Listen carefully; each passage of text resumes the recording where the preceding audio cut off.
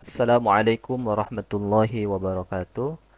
Alhamdulillahilladzi anzalal Qur'an hudal linnasi wa bayyinatin minal huda wal furqan. Asyhadu an la ilaha illallah wahdahu la syarika lah wa asyhadu anna Muhammadan abduhu wa rasuluhu alladzi la nabiyya ba'dah. Allahumma salli wa sallim wa barik ala habibina Muhammadin wa ala alihi wa ashabihi ajma'in amma ba'du. Sahabat Al-Quran yang dimuliakan Allah Subhanahu wa Ta'ala, Alhamdulillah Klinik Tahsin bisa menyelenggarakan salah satunya adalah rekaman untuk direnungkan motivasi seputar membaca dan menghafalkan Al-Quran yang insya Allah dalam beberapa menit ke depan akan saya sampaikan di kesempatan kali ini. Namun sebelum itu, sahabat yang dimuliakan Allah Subhanahu wa taala, ada satu ayat yang menegur kita di dalam surah Ar-Ra'd ayat 11. Allah Subhanahu wa taala menyampaikan, A'udzu billahi minasyaitonir rajim. Innallaha la yughayyiru ma biqaumin hatta yughayyiru ma bi anfusihim. Sesungguhnya Allah tidak akan mengubah kondisi nasib satu kaum sebelum kaum tersebut mengubah apa yang ada pada diri mereka. Sahabat Al-Quran, sahabat pasti menginginkan bacaan Al-Quran yang tartil, bacaan Al-Quran yang mahir, ya. Kemudian menghafalkan Al-Quran bahkan sampai 30 juz. Tentu itu adalah keinginan. Nah, tapi Allah Subhanahu wa taala menegur kita di dalam surah Ar-Ra'd yang tadi saya bacakan, bahwa kalau istilahnya, kalau kita ingin sampai kepada bacaan yang tartil, bacaan yang mahir, ingin menghafalkan Al-Qur'an bahkan sampai 30 juz gitu ya, maka harus ada ikhtiarnya, harus ada usahanya. Nah, usahanya ini tentu masing-masing dari kita tentu punya punya kemampuan yang berbeda-beda ya. Ada yang mungkin eh, mudah menghafalkan Al-Qur'an itu melalui pendengarannya, ada yang melalui tulisan langsung nulis gitu ya. Ada yang terus membaca, saking banyaknya membaca akhirnya bisa hafal. Nah, eh, apa yang kita inginkan, apa yang menjadi targetan kita, itu kalau di dalam bahasa yang lain adalah motivasi, ya, motivasi beramal atau dorongan dalam beramal. Nah, dorongan beramal itu setidaknya ada tiga. Yang pertama, dorongan karena materi. Jadi kita membaca Quran, menghafalkan Al-Quran, itu dorongannya adalah semata-mata karena materi. Karena kita ingin menjadi guru Al-Quran misalkan, yang guru Al-Quran itu digaji UMR misalnya gitu. Itu dorongannya materi. Kemudian ada dorongan itu insaniyah, dorongan itu karena manusia. Karena misalkan dipaksa oleh orang tua kita atau kita menginginkan pasangan ya, sehingga kita berusaha untuk membaca dan menghafalkan Al-Quran. Nah, dorongan yang ketiga adalah dorongan yang paling kuat, yaitu dorongan ruhiyah. Dorongan karena Allah Subhanahu wa taala. Nah, maka apa yang dijanjikan oleh Allah Subhanahu wa taala itu mesti kita ketahui. Dan alhamdulillahnya itu di dalam Al-Qur'an maupun hadis Nabi yang itu dirangkum dalil-dalil tersebut di dalam kitab At-Tibyan fi Adabi Hamalatil Qur'an. Ada satu bab yang menjelaskan tentang motivasi membaca dan menghafalkan Al-Quran, dorongannya lillahi ta'ala.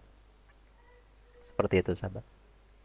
Nah, sehingga pada kesempatan kali ini saya ingin coba membacakan mungkin ya, membacakan apa yang ada di dalam kitab tersebut ya, yang insya Allah ini sebagai suplemen tahsin, suplemen tahfiz juga, motivasi membaca dan menghafalkan Al-Quranul Karim, sehingga kita terdorong untuk mendapatkan targetan yang kita inginkan.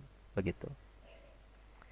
Baik sahabat Al-Quran yang dimuliakan Allah, kita akan masuk di materinya.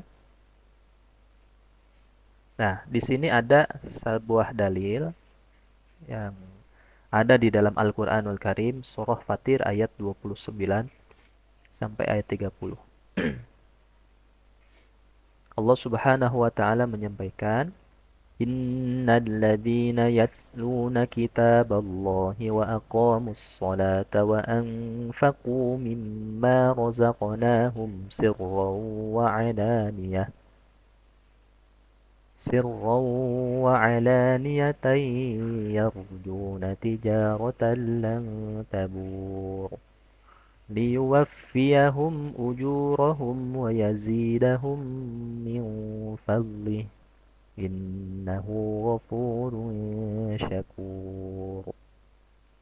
Yang artinya, sesungguhnya orang-orang yang selalu membaca kitab Allah, yakni Al-Quran, menegakkan sholat, dan menginfakkan sebagian rezeki yang kami anugerahkan kepadanya secara sembunyi-sembunyi dan terang-terangan, mereka itu mengharapkan perdagangan yang tidak akan pernah rugi. Demikian itu agar Allah menyempurnakan pahala mereka dan menambah karunia-Nya. Sesungguhnya Allah Maha Pengampun lagi Maha Mensyukuri. Nah, ini motivasi yang pertama sahabat semua ya. Jadi di dalam ayat ini Allah menggambarkan bahwa orang-orang yang selalu membaca kitab Allah, berarti bukan satu kali dua kali, tapi selalu ya, menggunakan fiil mudhari. Selalu selalu dilakukan ya, telah dan akan dilakukan begitu. Orang-orang yang selalu membaca kitab Allah, kitab Al-Quran, kemudian menegakkan sholat ya, selalu menegakkan sholat, menginfakkan juga terus gitu. Baik itu secara sembunyi-sembunyi maupun terang-terangan, mereka itu hakikatnya mengharapkan perdagangan yang tidak akan pernah rugi. Nah, di sini ada kalimat yang luar biasa. Yarjuna tijaratan lan tabur. Mengharapkan perniagaan yang tidak pernah rugi. Siapa sih orang di dunia ini yang tidak pernah rugi dalam perniagaan? Pasti semuanya ada untung rugi.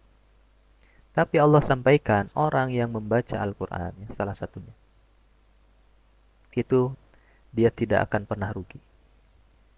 Orang kafir mungkin menganggap kita membaca Quran itu rugi waktu ya, karena waktu yang harusnya dipakai untuk bekerja hilang. Tapi enggak. Ini Allah Subhanahu wa taala menegaskan kepada kita, waktu yang kita habiskan, usia yang kita habiskan di situ, itu pada hakikatnya tidak pernah rugi, justru akan bertambah kebaikannya. Begitu. Nah, ini adalah motivasi agar kita dalam membaca Quran itu mencek sunda nama tong asa-asa gitu.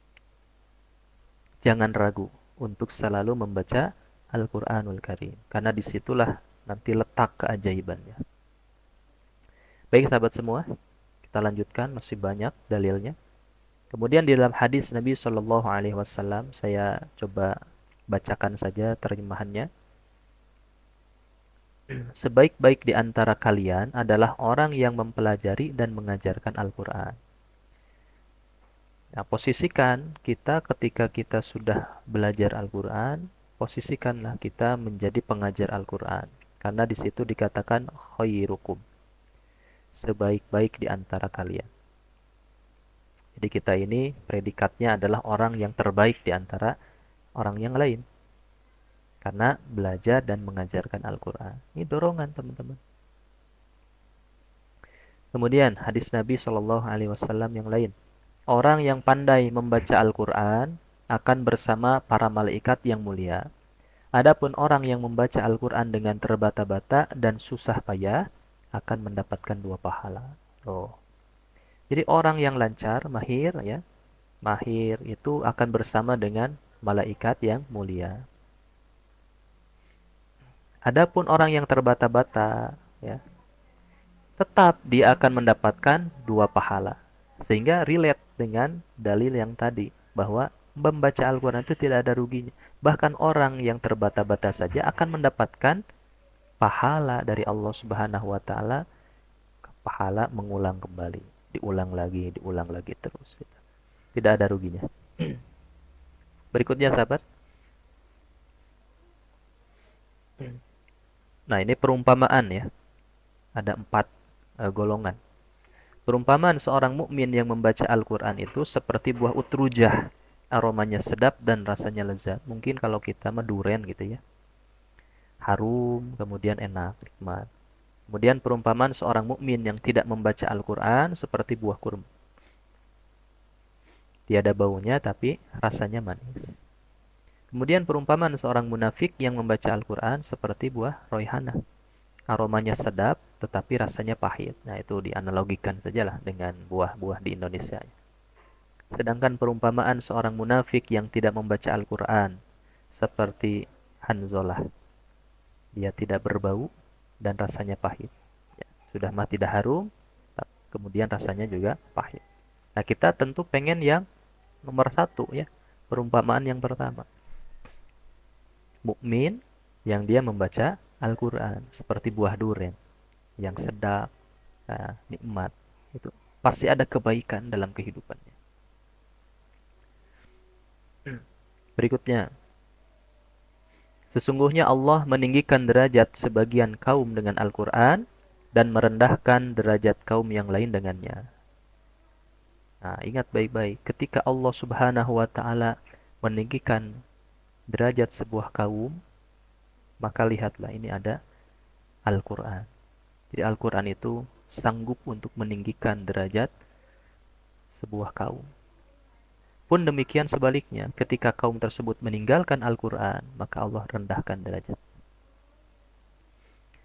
Berikutnya, bacalah Al-Quran karena ia akan datang pada hari kiamat sebagai pemberi syafaat bagi pembacanya. Ya, kita akan mendapatkan perlindungan dari Allah. Ya, mendapatkan syafaat. Bagi siapa yang dulu membacanya? Sebetulnya banyak sahabat dalil-dalil tentang keutamaan ya dalam kitab Riyadhus Shalihin, kemudian dalam kitab Min Muqawimat Nafsiyah Islamiyah. Itu banyak sekali. Nah, yang kita ambil ini dalam kitab At-Tibyan fi Adabi Hamalatil Quran. Tulisannya Imam An-Nawawi. Nah, berikutnya, tiada rasa iri yang dibenarkan kecuali dalam 2 hal. Yaitu rasa iri terhadap orang yang diberi karunia pemahaman kandungan Al-Quran, kemudian ia mengamalkannya siang malam. Dan terhadap orang yang dikarunia Allah harta yang kemudian ia infakkan siang dan malam juga. Masya Allah. Jadi dia sudah diberikan pemahaman Al-Quran, ya, kemudian mengamalkannya, Masya Allah. Dan kita sedikit-sedikit sebetulnya, kita belajar membaca Al-Quran, kita belajar menghafalkan Al-Quran. Itu harapannya bisa kita amalkan dalam kehidupan kita. Berikutnya, barang siapa yang membaca 1 huruf saja dari kitabullah, maka ia akan mendapatkan 1 kebaikan. Dan 1 kebaikan itu akan dikalikan 10 kali lipat. Wal hasanatu bi asyri amthaliha, 10 kali lipat. Nah, la aqulu alif lam mim harfun, kata Nabi. Aku tidak mengatakan alif lam mim itu 1 huruf. Walakin alifun harfun, walamun harfun, wa mimun harfun. Alif itu 1 huruf, lam 1 huruf, mim 1 huruf. Jadi alif lam mim itu bukan 1 huruf, tapi 3 huruf. Bahkan ada yang mengatakan dalam alif itu ada 3 huruf, alifun gitu ya, sehingga berkali-kali lipat lagi. Kemudian dalam hadis yang lain, Allah berfirman, siapa yang sibuk membaca Al-Quran dan berzikir kepadaku sehingga tidak sempat meminta kepadaku, maka akan kuberikan sebaik-baik apa yang kuberikan kepada orang yang meminta. Sedangkan keutamaan firman Allah di antara seluruh perkataan seperti keutamaan Allah atas seluruh ciptaannya. Jadi sahabat Al-Quran, ketika sahabat, ketika sahabat semuanya tidak sempat nih meminta kepada Allah selesai sholat, langsung kita baca Al-Quran, ya. Maka apa yang sebetulnya kita pintakan setelah selesai sholat itu, ketika kita langsung membaca Al-Quran, Allah akan ganti pahala atau ijabah doa yang sebelumnya biasanya kita panjatkan, namun karena kita sedang membaca Al-Quran, gitu, maka Allah akan berikan sesuai dengan apa yang kita minta. Masya Allah ya, Al-Quran ini sanggup untuk menggantikan apa yang sebelumnya kita mintakan kepada Allah Subhanahu wa Ta'ala. Berikutnya, orang yang tidak memiliki hafalan Al-Quran sedikit pun diibaratkan seperti rumah yang roboh. Nah, ini motivasi untuk menghafalkan Al-Quran. Jadi kalau kita sama sekali ya tidak memiliki hafalan Al-Quran, na'udzubillah, hatta Al-Fatihah saja diibaratkan seperti rumah yang roboh. Rumah yang roboh itu gimana ya? Yang tidak bisa dihuni ya, tidak bermanfaat sama sekali. Berarti kehidupan kita dari awal sampai akhir nih gak ada manfaatnya kalau kita tidak memiliki hafalan Al-Quran sedikit pun, sahabat. Sehingga targetkan ya kita sampai akhir hayat ini sanggup untuk menghafalkan Al-Quran. Kemudian di hadis Nabi yang lain dikatakan kepada sahibul Quran, bacalah dan naiklah ke derajat yang lebih tinggi. Bacalah dengan tartil, sebagaimana kamu membacanya dengan tartil ketika di dunia. Tempat yang dijanjikan bagimu bertepatan dengan ayat terakhir yang kamu baca. Jadi kalau kita lancar baca Quran, Masya Allah ya. Tartil bacanya, bagus bacaannya, makhraj hurufnya, sifat hurufnya, hukum bacaannya, itu bagus. Bagaimana kita baca di dunia. Maka disitulah Allah Subhanahu wa Ta'ala akan tempatkan kita sesuai dengan ayat yang terakhir kita baca. Ayat terakhir yang lancar. Jadi sahabat semua, ketika kita lancar membaca Al-Quran 30 juz, maka bayangkan kita akan di posisi yang paling tinggi di hadapan Allah Subhanahu wa Ta'ala. Berikutnya, siapa yang membaca Al-Quran dan mengamalkan isinya, ia akan mengenakan mahkota kepada kedua orang tuanya pada hari kiamat, yang cahayanya lebih baik daripada cahaya mentari yang menerpa rumah-rumah di dunia. Andai kata hal itu terjadi pada kalian, bagaimana menurut kalian jika hal tersebut didapatkan oleh orang yang mengamalkan Al-Quran? Masya Allah. Ya, ini sebuah keutamaan, sebuah renungan untuk kita semua ya. Nah, kemudian, bacalah Al-Quran karena Allah benar-benar tidak akan mengazab hati orang yang menghafal Al-Quran, dan Al-Quran benar-benar merupakan jamuan Allah.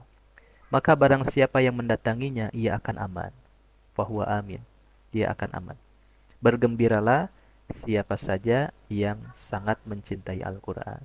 Masya Allah. Ini benteng kita, sahabat, di dunia. Fid dunya wal akhirah, Al-Quran ini. Sehingga kalau kita tidak dekat dengan Al-Quran, keterlaluan sekali ya di dunia ini kalau kita tidak dekat dengan Al-Quran. Baik sahabat semuanya, jazakumullah khairan katsira atas yang sudah kita bahas pada kesempatan kali ini. Nah, ada satu catatan ya dari saya.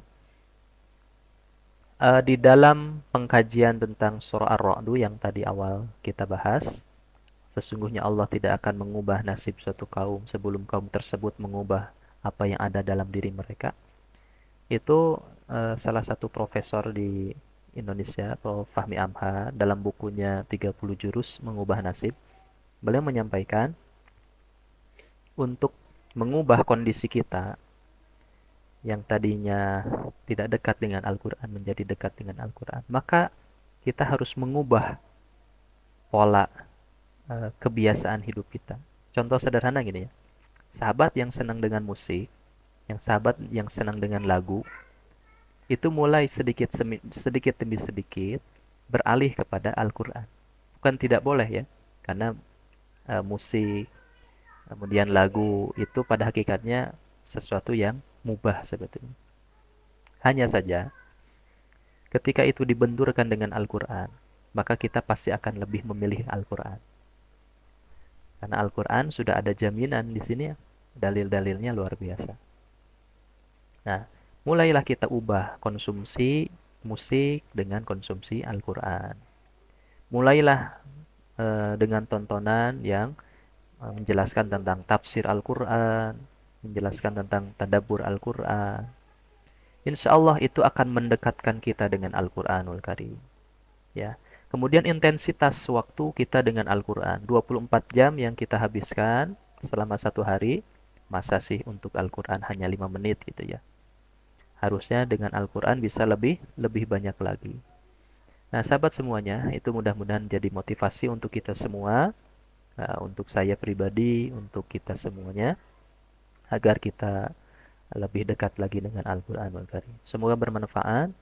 Subhanakallahumma wa bihamdika asyhadu an la ilaha illa anta astaghfiruka wa atubu.